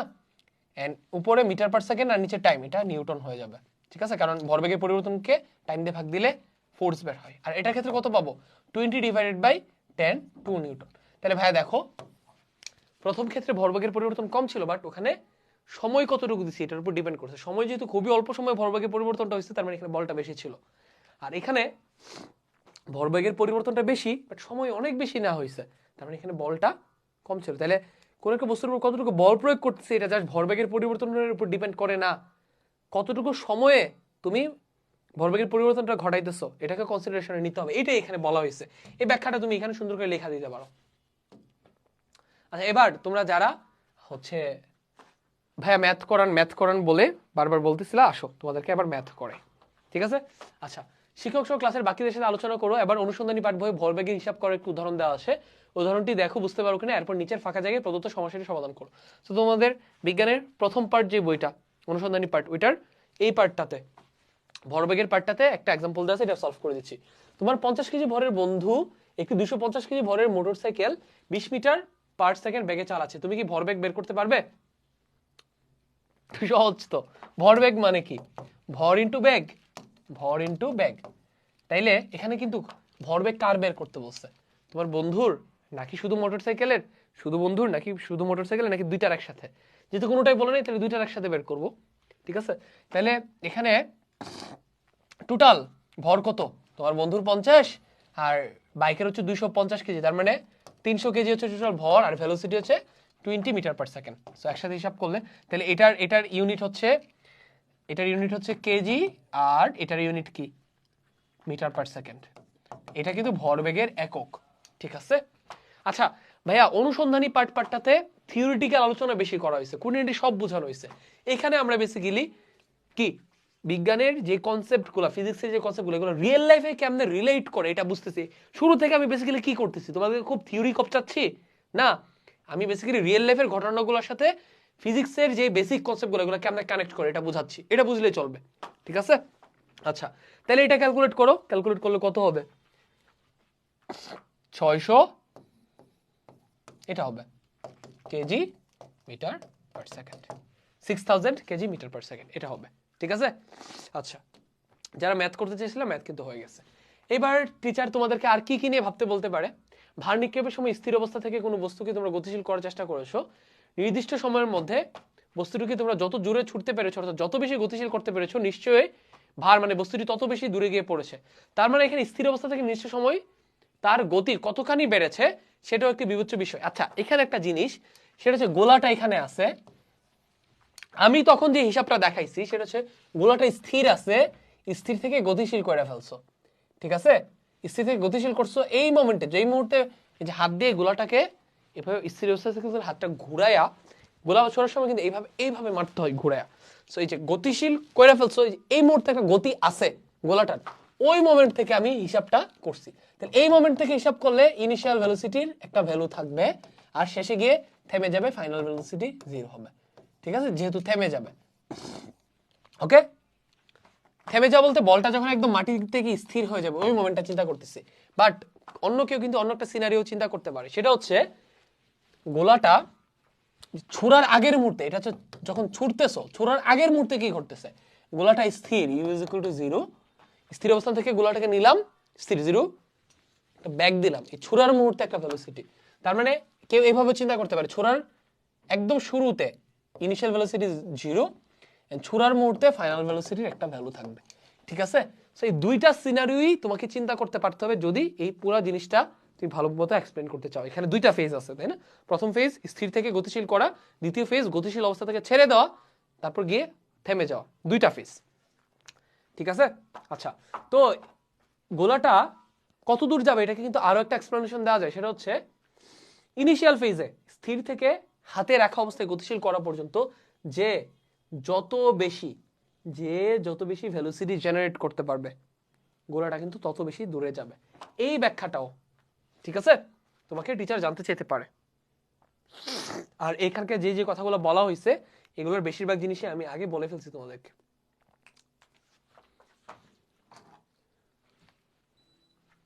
আচ্ছা, এখানে আর কি বলতেছে, অনুসন্ধানী পাঠ বই থেকে নিউটনের দ্বিতীয় সূত্র এবং তার ব্যাখ্যা তোমার বন্ধুদের সাথে জুড়াই পড়ো এবং আলোচনা করো, প্রয়োজনীয় শিক্ষকদের সহায়তা নাও। তো নিউটনের দ্বিতীয় সূত্র আমি অলরেডি তোমাদেরকে বুঝাই ফেলছি। ওকে, আচ্ছা,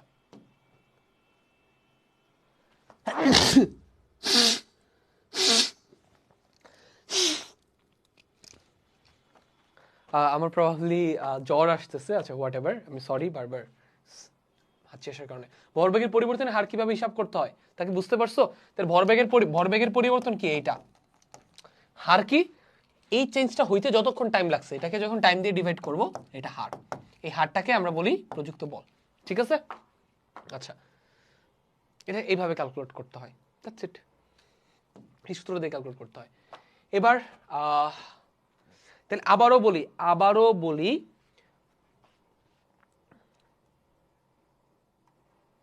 ভরবেগের পরিবর্তনের হার মানে হচ্ছে কোন একটা বস্তুর ভরবেগ শুরুতে ছিল 5 কেজি মিটার সেকেন্ড ইনভার্স 1, কিছুক্ষণ পরে হয়েছে 20 কেজি মিটার পার সেকেন্ড। তাহলে চেঞ্জ কতটুকু হইল? 15 কেজি মিটার পার সেকেন্ড, এটা, তাই না? এখানে হার কত হবে?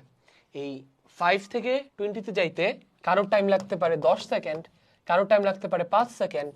ঠিক আছে? টাইম দিয়ে ভাগ দিলে হারটা পাওয়া যাবে। ওকে, আচ্ছা, তোমার বন্ধু ব্রেক করে 10 সেকেন্ডের মধ্যে মোটরসাইকেলটি পুরোপুরি থামিয়ে ফেললো, এক্ষেত্রে ভরবেগের পরিবর্তনের হার নির্ণয় করতে পারবে? এর জন্য মোটরসাইকেলের উপরে কি পরিমাণ বল প্রয়োগ করতে হয়েছে তা কি জানা যাবে? জানা যাবে। এখানে তো আর অন্য কোনো ডাটা দেওয়া নাই। ডাটা দেওয়া আছে নাকি এটা মেইন বই থেকে পার্ট 1 বই থেকে কোনো একটা প্রবলেম সলভ করতে বলতেছে? আচ্ছা, না, প্রদত্ত সমস্যাটি। তাহলে তোমার মতো ব্রেক করে 10 সেকেন্ডের মধ্যে মোটরসাইকেলটি পুরোপুরি থামিয়ে ফেললো, তাহলে এখানে মোটরসাইকেলের ভেলোসিটি কত দেওয়া আছে? এই যে মোটরসাইকেলের ভেলোসিটি 20 মিটার পার সেকেন্ড। তো ফিজিক্সের কোশ্চেন সলভ করার সময় মাথায় রাখবা, আমরা আজকে সেশন 6 পর্যন্ত যাব না, আমাদের টাইম অলরেডি 8:10 টাইম শেষ হয়ে যাবে। আমরা আজকে সেশন 4 পর্যন্তই থাকবো, বাকি যে সেশনগুলো এটা আবার পরের লাইভ ক্লাসে নেওয়া হবে। ঠিক আছে? নেক্সট উইকে আবার এই অভিজ্ঞতা, প্রত্যেকটা অভিজ্ঞতার উপর 2টা করে লাইভ সেশন হবে। তাহলে ভাইয়া এখানে কি ফিজিক্সের কোশ্চেন সলভ করার সময় অলওয়েজ মাথায় রাখবা এক্সপ্লেনেশনটা পরে আগে বোঝার চেষ্টা করবা তোমাকে কি বের করতে বলছে এখানে আমাদেরকে মোটরসাইকেলের উপরে কি পরিমাণ বল প্রয়োগ করতে হয়েছে এটা বের করতে বলছে তাহলে বল প্রয়োগ প্রযুক্ত বল বের করার আমরা কয়টা ইকুয়েশন শিখছি দুইটা শিখছি একটা হচ্ছে এম এ আর একটা হচ্ছে M V minus M U divided by T এখন এই দুইটা সূত্রর এফ নির্ণয়ের আরো সূত্র থাকতে পারে বাট এই চ্যাপ্টারের মেইন সূত্র এই দুইটা সো এখন আমরা প্রথম সূত্রটা এখানে ইউজ করবো না দ্বিতীয়টা ইউজ করবো আমরা দেখবো এখানে কি কি ডাটা দেওয়া আছে এখানে কোন ধরনের ডাটা দেওয়া আছে এটার উপর ডিপেন্ড করবে আমরা প্রথমটা ইউজ করবো নাকি দ্বিতীয়টা ইউজ করবো দেখি এখানে কি ডাটা দেওয়া আছে মোটরসাইকেলটা চলতেছে এখান থেকে চলতেছে ঠিক আছে চলতেছে ইনিশিয়াল এটার ভেলোসিটি হচ্ছে 20 মিটার পার সেকেন্ড তার মানে ইনিশিয়াল ভেলোসিটি দেওয়া আছে এর একটা সময় পর ব্রেক কষে এখান থেকে এখানে মোটরসাইকেলটাকে থামাই দেওয়া হয়েছে ঠিক আছে তো এখানে থামাই দেওয়া হয়েছে দাগটা এখানে দিতে হবে যেহেতু সামনে থেকে আসছে তো এখানে ভেলোসিটি কত final velocity 0 metre per second and এখান থেকে এখানে থামাইতে কতটুকু টাইম লাগছে টাইম সমান 10 সেকেন্ড এন্ড মোটরসাইকেলের এখানে মোটরসাইকেলটা কিন্তু শুধু একা না তার উপর তোমার বন্ধুরাও বসে আছে এখানে টোটাল ভর কত টোটাল ভর হচ্ছে তোমার বন্ধুর 50 মোটরসাইকেলের 250 300 কেজি ঠিক আছে আচ্ছা ঠিকই বের করতে বলতেছে এই ক্ষেত্রে কি ভরবেগের পরিবর্তনের হার নির্ণয় করা যাবে অবশ্যই নির্ণয় করা যাবে ভরবেগের পরিবর্তনের হার কি ভরবেগের পরিবর্তন বের করব এটাকে সময়টা দিয়ে ভাগ দিব তাহলে এটার অ্যানসার হচ্ছে ইয়েস তাহলে ভরবেগের পরিবর্তনের হার কত হবে ভরবেগের পরিবর্তনের হার হবে আমরা যদি এখানে একটা পেজ নেই ভরবেগের পরিবর্তনের হার বের করতে হলে আগে ভরবেগের পরিবর্তনটা বের করতে হবে তাহলে M V minus M U ভরবেগের পরিবর্তন এটাকে ভাগ দেব টাইম দিয়ে এটা কি আমাদের ভরবেগের পরিবর্তনের হার ঠিক আছে সো এম ভি টোটাল ভর হচ্ছে 300 এটা এখানে আমরা এমটা কমন নিয়ে নিই তাহলে এম দুইবার লিখতে হবে না V minus U divided by T ঠিক আছে এম হচ্ছে 300 টোটাল সিস্টেমটার ভর ফাইনাল ভেলোসিটি 0 আর initial velocity 20 divided by T হচ্ছে 10 দিয়ে যদি এটাকে কাটি তাহলে 30 সো 30 ইন্টু 20 কত হচ্ছে মাইনাস 600 এন্ড ভরবেগের পরিবর্তনের হার আর নিউটন একই কথা তাই না সো এটাকে আমরা লিখতে পারি নিউটন ভরবেগের পরিবর্তনের হার হচ্ছে এখানে মাইনাস 600 নিউটন এটাই কিন্তু এখানে প্রযুক্ত বল তাইলে এখানে ভরবেগের পরিবর্তনের হার কি ঋণাত্মক তার মানে এখানে কি বাধা দানকারী বল প্রয়োগ করা হয়েছে মোটরসাইকেলের ব্রেকের মাধ্যমে ঠিক আছে মাইনাসের মিনিং হচ্ছে বাধা দানকারী বল আচ্ছা এজন্য মোটরসাইকেলের উপরে কি পরিমাণ বল প্রয়োগ করতে হয়েছে তা কি জানা যাবে অবশ্যই এটাই তো এই জিনিসটাই তো আমরা যেটা ক্যালকুলেট করলাম এটাই তো এটা কি ভরবেগের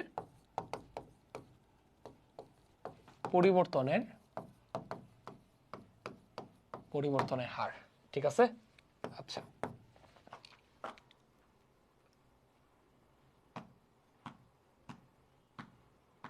তাহলে অবশ্যই কতটুকু বল প্রযুক্ত হয়েছে এটা ক্যালকুলেট করা যাবে এইভাবে করতে হবে দ্যাটস ইট কে জানি বারবার বলতেছিল যে ভাইয়া ম্যাথ সলভ করান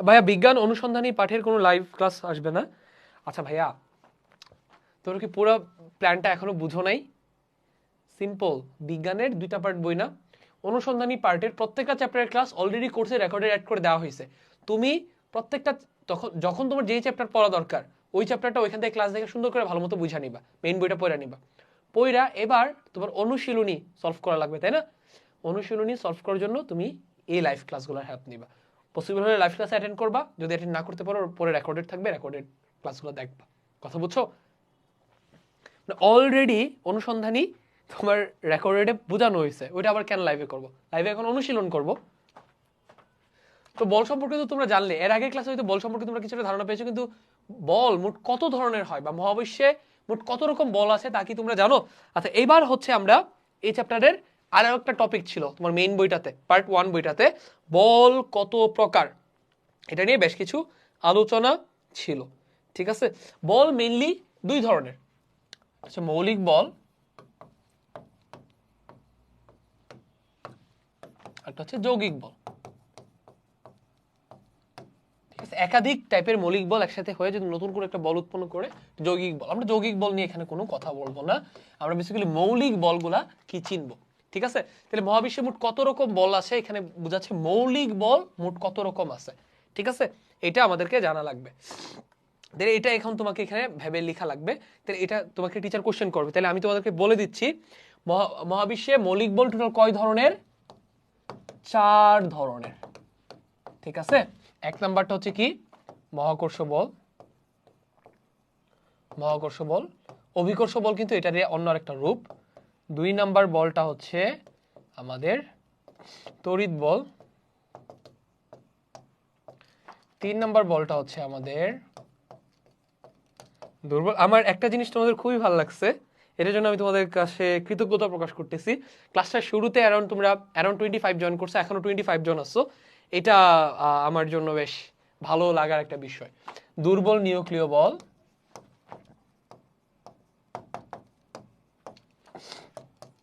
সবল নিউক্লিয় বল।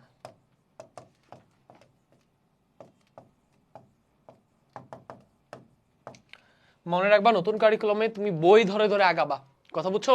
কারণ নতুন কারিকুলামে তোমাদেরকে কিভাবে মূল্যায়ন করা হবে এটা কিন্তু ফিক্সড করে দেয় নাই, হুট করে নির্দেশনা আসবে স্কুলে। তাইলে বোর্ড থেকে কিভাবে মূল্যায়ন করা হবে, নির্দেশিকাটা কিসের উপর বেস করা হবে? মূল বই, কথা বুঝছো? যেহেতু তোমরা মূল বই ফলো করতেছো, তাহলে মোট 4 রকমের মৌলিক বল আছে, এটা আমরা লিখে ফেললাম। মহাবিশ্বে মোট কয়টি মৌলিক বল রয়েছে তা নিয়ে বিজ্ঞানীদের অনেক বছর ধরে গবেষণা করেছেন। এই সম্পর্কে আরো বিস্তারিত জেনে নিতে তোমাদের অনুসন্ধানী পাঠ বই থেকে মৌলিক বলের ধারণা অংশটুকু বন্ধুদের সাথে মিলে একসাথে পড়ে নাও। সো এটা পড়ে ফেলো, আমিও তোমাদেরকে মনে করাই দিলাম। 4 ধরনের মৌলিক বল সম্পর্কে আমরা জানলাম 4 ধরনের মৌলিক বল আছে। আমি কিন্তু ধরে নিছি তোমরা এই ক্লাসটা করার আগে অবশ্যই মেইন বইটা থেকে এই চ্যাপ্টারটা পড়ে নিছো, একদম শুরুর দিয়ে যে অভিজ্ঞতাটা আছে। এটা না পড়ে এখানে আসলে অনেক কিছু বুঝবা না। সো নেক্সট তুমি তো এই অনুশীলনীর প্রথম যে অভিজ্ঞতাটা আছে এটার তো আরো একটা পার্ট হবে, তাই না? এই মাঝখানে যে 1 সপ্তাহ গ্যাপ পাবা, প্রথমটা পড়ে নিবা, বা নেক্সট যখনই লাইভে আসবো তার আগে এটা রিলেটেড মেইন বইয়ের ওই চ্যাপ্টারটা পড়ে নিবা, তারপর অনুশীলনী ক্লাসে আসবা। আচ্ছা, স্লাইড স্ক্যান শেষ হয়ে গেল। আচ্ছা, এটাতে এর বেশি স্লাইড দেখাবে না। আমরা কোথায় ছিলাম? আমরা ছিলাম হচ্ছে এইখানে। এখানে আমাদেরকে কি বলতেছে আমরা একটু দেখি।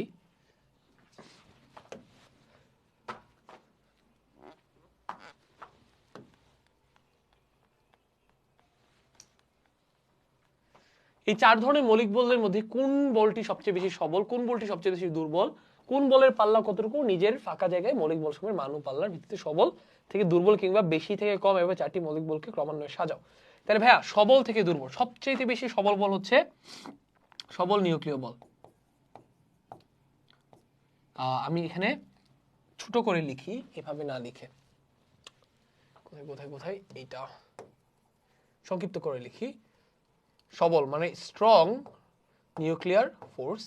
তারপর হচ্ছে দুর্বল নিউক্লিয় বল কিন্তু তড়িৎ বল এবং মহাকর্ষ বলের চাইতেও বেশি শক্তিশালী, ঠিক আছে? ওইটা দুর্বল শুনে ওটাকে দুর্বল ভাবার কোনো দরকার নাই, ঠিক আছে?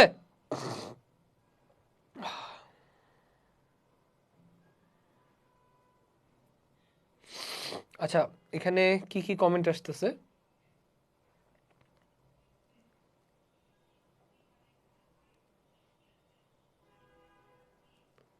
কমেন্টগুলো কেন আসতেছে না? হোয়াটস রং?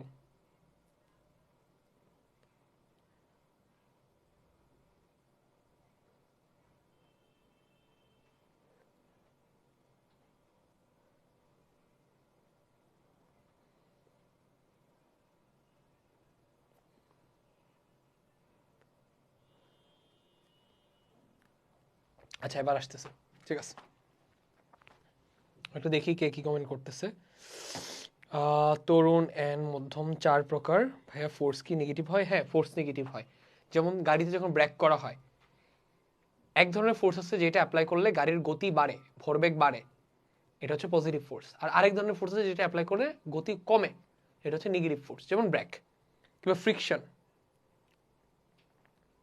ভাই এসএসসি পরীক্ষা কি এমসিকিউ সৃজনশীল থাকবে? তোমাদের এসএসসি পরীক্ষা 9 এর সিলেবাস থেকে হবে না, অনলি 10 এর সিলেবাস থেকে হবে, তখন এটা জানাই দেওয়া হবে। ভাই আমাদেরকে আজকে 2টা ক্লাস হবে? হ্যাঁ, ম্যাথ ক্লাস হবে, 9টায় শুরু হবে। আচ্ছা, পাল্লা বেশি থেকে কম কি ভাই? জিনিসটা বুঝিয়ে দিচ্ছি। তাহলে সবচেয়ে আচ্ছা, সব থেকে দুর্বল এখানে যে ক্রমটা দেওয়া হয়েছে আমি এটা একটু মডিফিকেশনটা করি।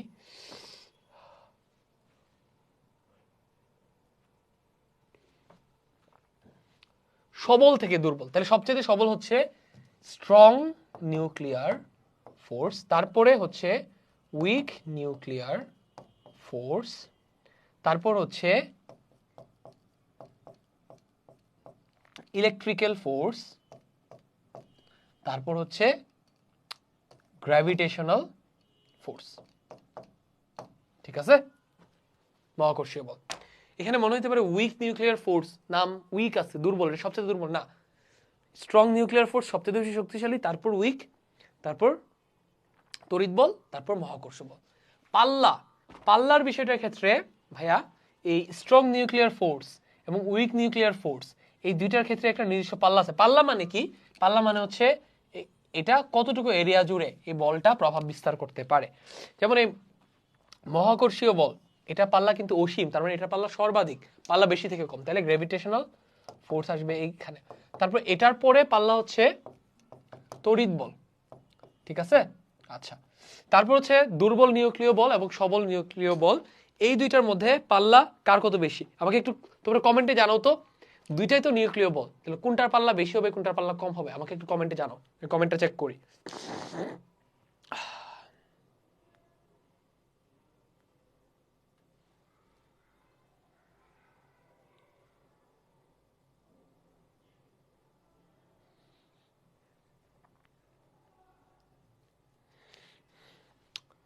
আমি কমেন্ট পাচ্ছি না, আমি কোনো কমেন্ট পাচ্ছি না। আচ্ছা, তাহলে আমি বলে দিচ্ছি ভাইয়া, এটা কেমনে মনে রাখবা? সবল নিউক্লিয় বল দুর্বল নিউক্লিয় বল থেকে বেশি শক্তিশালী, তার মানে এটার পাল্লা বেশি, এটার পাল্লা কম। এটা কোনো লজিক নাই, জাস্ট মনে রাখার জন্য। তাহলে হবে strong nuclear force, week nuclear force.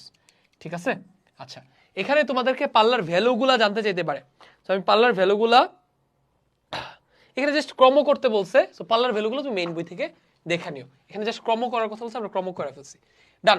তারপর আমাদের পঞ্চম ও ষষ্ঠ সেশন, পঞ্চম ও ষষ্ঠ সেশনে আমরা আজকে যাচ্ছি না, আমরা পরের যে লাইভ সেশনটা হবে নেক্সট উইকে শুক্রবারে, তখন আমরা পঞ্চম ও ষষ্ঠ সেশনের যা যা আছে সব এন্ড বাকি যে সেশনগুলো আছে এগুলো করে ফেলবো। ঠিক আছে, আজকে যেহেতু প্রথম লাইভ ছিল, আমি এমনিতেও তোমাদের সাথে ইন্টারাক্ট করার জন্য একটু বেশি টাইম নিছি ওইদিকে, সো পড়াটা হয়েছে, বাট 6টা সেশন হলে ভালো হতো। আমরা 4টা করছি, বাকি যে 8টার মতো সেশন আছে আমরা পরের ক্লাসটাতে করে ফেলবো। এখন তোমরা কি কি কমেন্ট করলে আমি চেক করব, করে শেষ করে দিব। ভাই ম্যাথ ক্লাস হবে না? হবে, 9টায় হবে। এই ফেসবুক গ্রুপে কোনো প্রোফাইল পিকচার দেওয়া হয় না কেন? দেওয়া হবে ভাই। ইলেকট্রোম্যাগনেটিক তো পাওয়ারের দিকে সেকেন্ড, তাই না? ইলেকট্রোম্যাগনেটিক পাওয়ারের দিকে, ইলেকট্রোম্যাগনেটিক ফোর্স তো ভাইয়া মৌলিক বল না।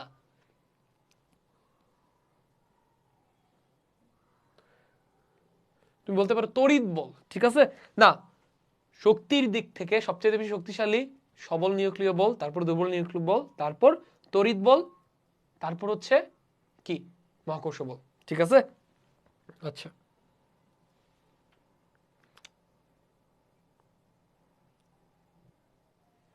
আর না ভাইয়া, ইলেকট্রোম্যাগনেটিকের পরে উইক নিউক্লিয়ার না, উইক নিউক্লিয়ার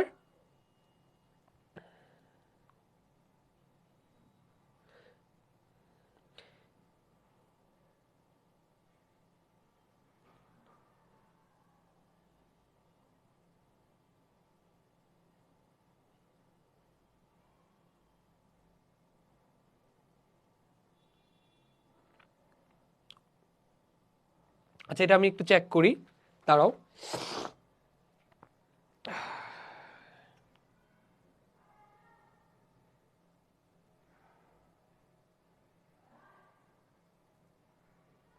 তাহলে ক্রমটা একটু চেঞ্জ করা লাগবে, আমি ক্রমটা চেঞ্জ করে দিচ্ছি।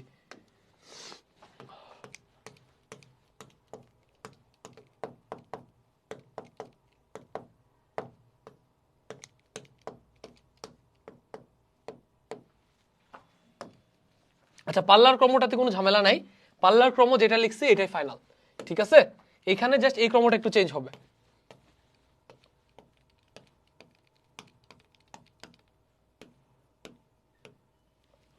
তো এরকম থিওরিটিক্যাল জিনিস একটা দুইটা জিনিস তোমরা ভুলে যাইতেই পারো, এরকম ভুল করলে আবার কারেক্ট করে নিবা।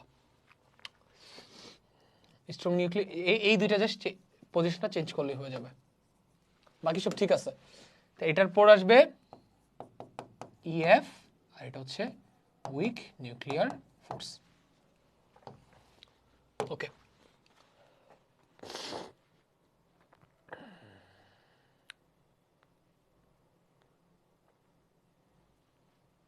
ভাইয়া science first and second paper বই কিভাবে কমন করে পড়বো? তাহমিদ রিফাত ভাইয়া, তুমি আগে পার্ট 1 থেকে যে চ্যাপ্টারটা পড়বা ওইটা পড়ে নিবা, দেন পার্ট 2 থেকে ওইটা রিলেটেড অনুশীলনী করে নিবা। লাইভের ক্যাপশন তো দেওয়া হয়েছে ভাইয়া, টাইটেল দেওয়া হয়েছে।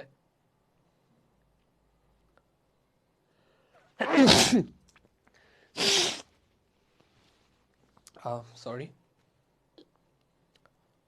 ওকে ভাইয়া, ইলেকট্রোম্যাগনেটিক আর উইক এই দুইটার যে কনফিউশন আমি ক্লিয়ার করে দিচ্ছি, এখন আশা করি ঠিক আছে।